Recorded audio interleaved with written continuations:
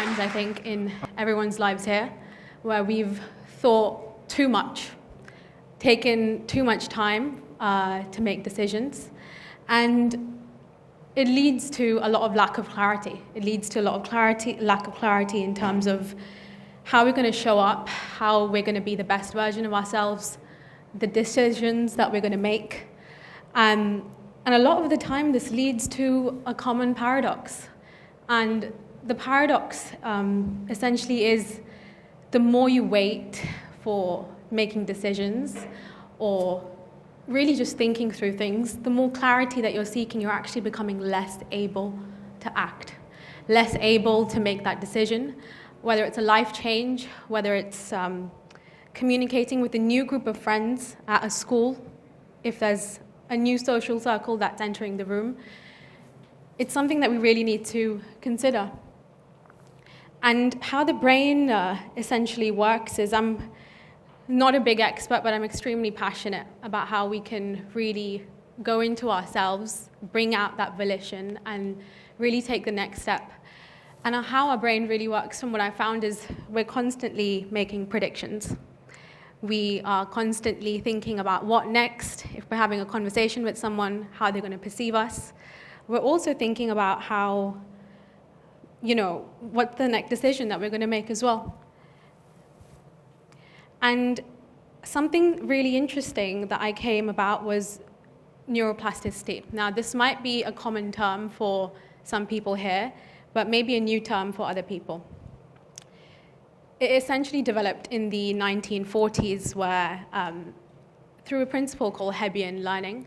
So Hebbian learning is effectively how we rewire our thoughts through being exposed to multiple, you could say, stimuli in our environment, if I'm really, really simplifying it. Now, for a long time, and you might still hear this today, a lot of people argue that the most cognitive development that happens actually happens within that childhood phase.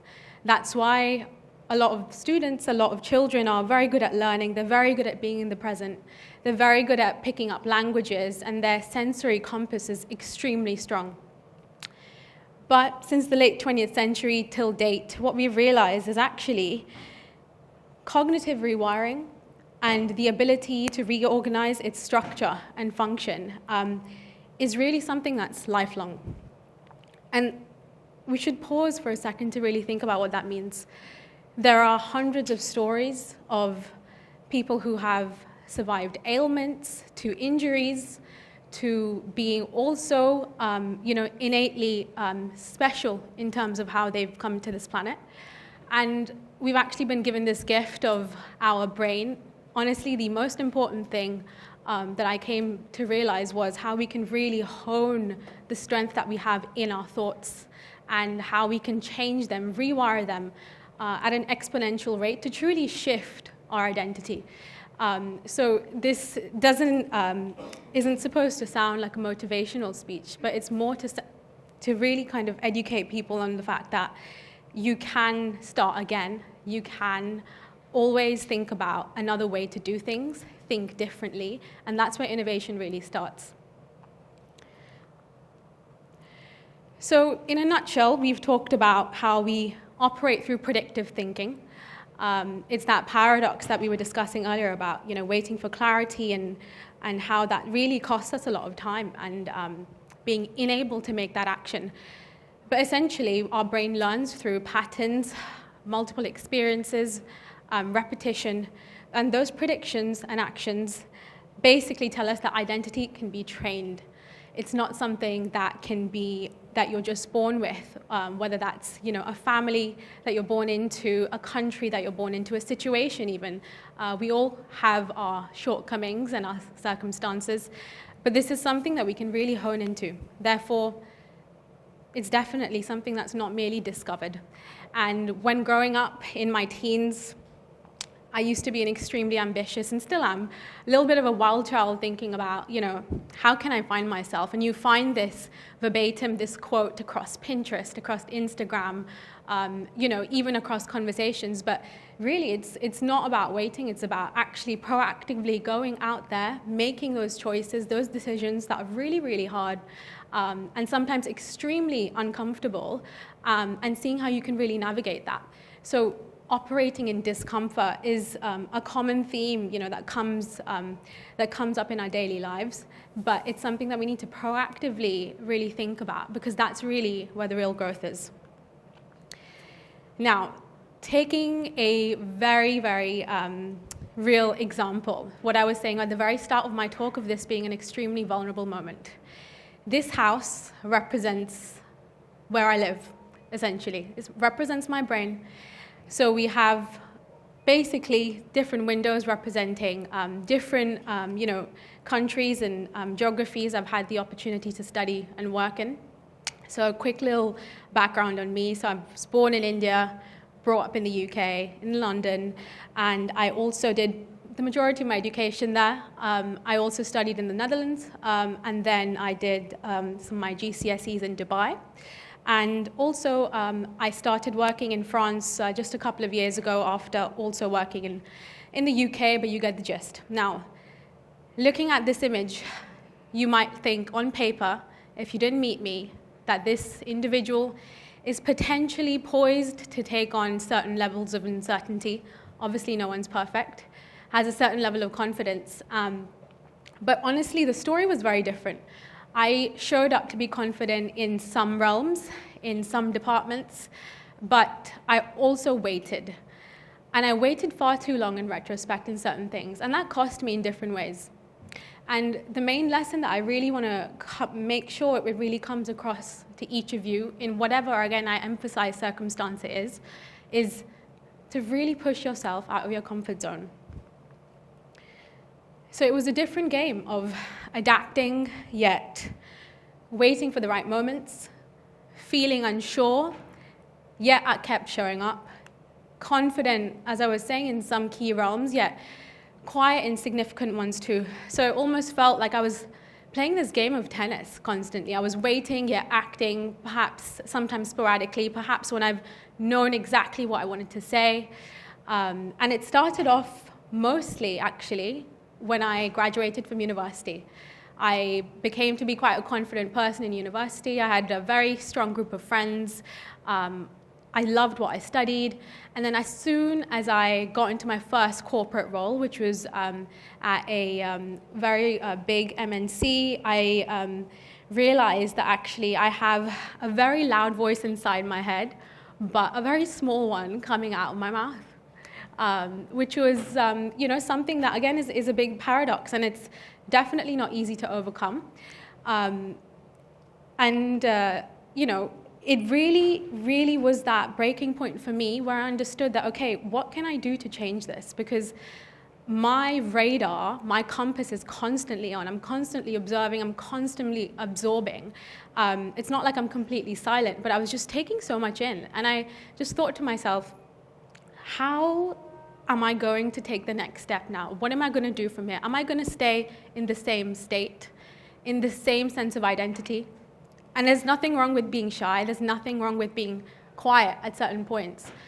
But there is something wrong with being stuck in the same place.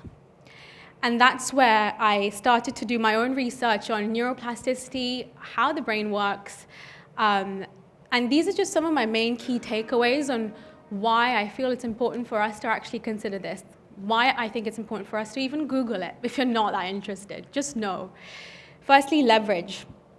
What do I mean by leverage? Leverage means overcoming that inner prediction, that inner talk, leveraging that, that inner strength to just tell your mind to be quiet.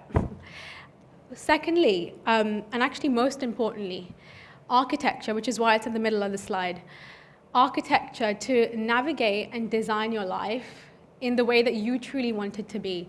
For example, if I'm having predictive thoughts of being doubtful, not showing up today, etc., am I architecting the life that I imagined? I wanted to be a good public speaker. I'm trying. May not be there yet. But I need to really, really lean into how my mind works. And once I understand and I face all the different versions of me, I'm going to know how to architect different aspects of me. The third one, cognitive resilience. So as the word says, really, this is more about endurance. This is more about the different and honestly the hundreds of things we face on a daily basis, whether you're an adult, a teenager, a child, the head of a family, a mom, a wife, whatever it may be. That cognitive resilience to, bounce up to the situation and bounce back. You're pretty much jumping on that trampoline 100 times a day, if you realize it or not.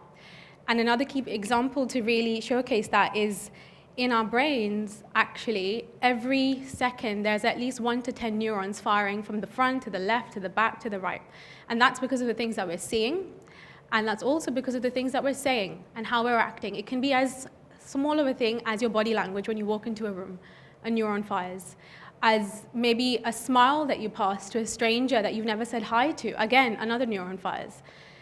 There's too much happening in our brains, and if we're not going to streamline it or structure it, compartmentalize it quite literally, you're constantly going to be like this.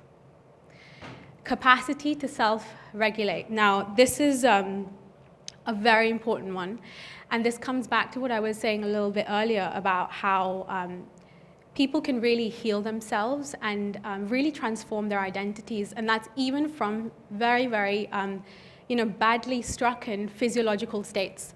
So a key example I'll give is there is a very, very famous neuroanatomist called Dr. Jill Taylor, and a neuroanatomist is basically someone who's slightly different to a neurologist and neuroscientist. What they essentially study is not just how we think, but on a cellular level, what is actually happening in our brains. Now, this wonderful doctor and woman has been studying in her profession and doing what may come. But some time back, she unfortunately experienced a stroke. And being a professional by nature in this realm, she was able to record it in real time. What does she mean by that? Now, I won't recollect all the events that happened, but when she started feeling symptoms till the point that she actually sought medical care, there were a series of events that happened. A lot of predictive thoughts. What could this be? How can this happen? What should I do? And this is something she was able to completely heal and get out of. You can watch one of her most famous podcasts to see how she is today, a brilliant woman, alongside many, but this is a very small example. So what she did was essentially rewired her brain through repetitive exposure to different experiences, actions that helped her regrow parts of her brain, that helped her gain the strength back. And this is really one simple example versus many others that are there in the world today. But again, just to really emphasize the power of the orchestration, should I say, happening in our minds, all of our minds at this moment. And lastly, freedom. Now, what do we mean by freedom? Freedom has so many different meanings. Freedom here is about ensuring that whatever decisions we're making and how we're navigating them is based on our volition. It's based on what we want to do. Now, every person born in every culture, in every geography, does have something called their own kind of cultural gravity that is pulling them in certain expectations, in certain ways they must act, dress, talk, and that's absolutely fine. But the main point is, if a certain situation is not serving you, how are you going to best navigate that situation? So when you go to sleep at night, you have that freedom of space in your mind to think again. Because it's all good and well to keep on having big, audacious goals and wanting to go after them, but if you don't have that space in your head to think about it, or even to act like you want to be, there's no point. It's personally, I would say it's a lost battle. So these are my whys on why I feel that you should at least at least after this today, maybe just do a quick Google search on neuroplasticity and see really the wealth of information out there and the tools in which you can really leverage it. But I'm going to introduce a mental model that's something that's very close to me and something that I've been really trying to add into my life. It's very simple because I would like it to stick if possible. So we start off with this. Please act. Simple, right? What does this mean? Pause the prediction. P for pause. Pause those negative thoughts. Pause those even questionable thoughts. If you're walking into a room of strangers, you're probably thinking, oh my gosh, how am I looking? How am I smiling? Are they going to like me? Am I wearing the right thing? Am I showing up well? What am I going to say? Pause it. And then listen. Listen to yourself. In the field of, again, neuroscience, neuroplasticity, this is called metacognition. This means thinking about your thoughts. So take a second to listen to them. And ease, be kind to yourself. Now, I have especially added a citation here because it's proven. Being kind to yourself, again, isn't some marketing gimmick. It isn't some Instagram post that you see. It's truly about regulating your nervous system. And one of the strongest predictors of you learning, adapting, doing well in your grades, in your exams, and really following through with what you want is really regulating yourself, regulating your stress levels, your anxiety, and being kind to yourself. If something's hard and you feel like you're not going to show up well or you're not going to perhaps be the best version, still be kind to yourself because then you're, getting yourself back to earth. You're pretty much telling yourself, I'm here and I can do it. And then act. Stop the negotiation and just make the move. Just do it. And then check. C for check. This is what creates the prediction errors. So going back to pausing the prediction, check is proving you wrong, proving yourself wrong. And that's what we mean by the prediction error. And lastly, T, this is train. So this is all about updating that system and identity shifting and stepping into kind of your best self. And really, this is the mental model that I thought that you guys can take away today, something really simple, bite-sized, and I hope that it's something that you can really resonate with because it's something that really helped me transform my life, and I'm a living example of, breaking my own shackles and standing up today. Thank you.